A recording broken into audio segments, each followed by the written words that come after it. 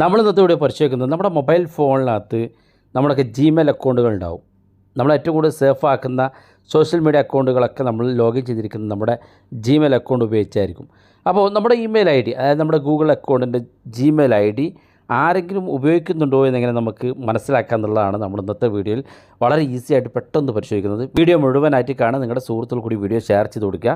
വളരെ ഈസി ആയിട്ട് നിങ്ങൾ ഉപയോഗിക്കുന്ന ജിമെയിൽ അക്കൗണ്ട് മറ്റേതെങ്കിലും ഡിവൈസിൽ ഉപയോഗിക്കുന്നുണ്ടോ, ആരെങ്കിലും നിങ്ങളത് ചോർത്തി കൊണ്ട് പോയിട്ടുണ്ടോ എന്നുള്ളത് അറിയണമെന്നുണ്ടെങ്കിൽ നമ്മൾ ഗൂഗിൾ ഇതുപോലെ ഓപ്പൺ ചെയ്യുക. അതിനുശേഷം ഏറ്റവും മുകളിൽ ഗൂഗിൾ അക്കൗണ്ട് എന്ന് ഇതുപോലെ ടൈപ്പ് ചെയ്ത് കൊടുക്കുക. നിങ്ങൾ സെർച്ച് ചെയ്യുമ്പോൾ ഇവിടെ തന്നെ ഗൂഗിൾ അക്കൗണ്ട് സൈൻ ഇൻ എന്ന് കാണാൻ സാധിക്കും. അത് ക്ലിക്ക് ചെയ്ത് കൊടുക്കുക. ക്ലിക്ക് ചെയ്യുമ്പോൾ ഇതുപോലെ ഓപ്പൺ ആയിട്ട് വരും. ഇവിടെ ഏതൊരു ഇമെയിൽ അക്കൗണ്ടാണോ നിങ്ങൾ ഇത്തരത്തിൽ ചെക്ക് ചെയ്യുന്നെങ്കിൽ ഇവിടെ വലതു ഭാഗത്ത് ഏറ്റവും മുകളിൽ പ്രൊഫൈലുണ്ട്. അത് ക്ലിക്ക് ചെയ്ത് നിങ്ങൾക്ക് നിങ്ങളുടെ ഇമെയിൽ അക്കൗണ്ട് ചേഞ്ച് ചെയ്യാൻ പറ്റും. ഏത് ഇമെയിൽ ഐ ഡി ആണെങ്കിൽ ചേഞ്ച് ചെയ്യാൻ പറ്റും. മുകളിലായിട്ട് personal info, data, privacy, security എന്നുള്ള ഓപ്ഷൻ കാണും. ഈ സെക്യൂരിറ്റി എന്നുള്ള ഭാഗത്ത് ക്ലിക്ക് ചെയ്ത് കൊടുക്കുക.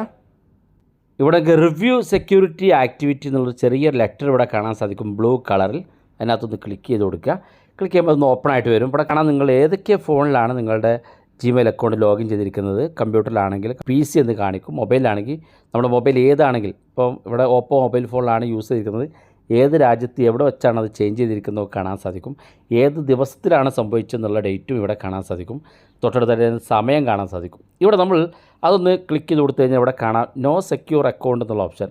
അപ്പോൾ നമ്മളുടേതല്ല, നമ്മൾ അറിയാത്ത ഒരാളുതാണെന്നുണ്ടെങ്കിൽ ഇവിടെ താഴെ നോ സെക്യൂർ അക്കൗണ്ട് എന്നുള്ള ഭാഗത്ത് റെഡ് മാർക്കിൽ ഒന്ന് ക്ലിക്ക് ചെയ്ത് കൊടുക്കുക. നിങ്ങളുടേതല്ല മറ്റാൾ ഉപയോഗിക്കുന്നുണ്ടെങ്കിൽ വളരെ വേഗത്തിൽ നിങ്ങൾ പാസ്വേഡ് ചേഞ്ച് ചെയ്ത് 2 സ്റ്റെപ്പ് വെരിഫിക്കേഷനൊക്കെ ഒന്ന് സെറ്റ് ചെയ്ത് വെക്കുക. എന്നാൽ നിങ്ങളുടെ അക്കൗണ്ട് നിങ്ങൾക്ക് നഷ്ടപ്പെടില്ല. വീഡിയോ ഇഷ്ടപ്പെട്ടെങ്കിൽ നിങ്ങളുടെ സുഹൃത്തുക്കൾ കൂടി മറക്കാതെ ഷെയർ ചെയ്ത് കൊടുക്കുക. ഇതുപോലുള്ള വ്യത്യസ്തമായ അറിവുകളുമായി നമുക്ക് അടുത്ത വീഡിയോയിൽ കാണാം.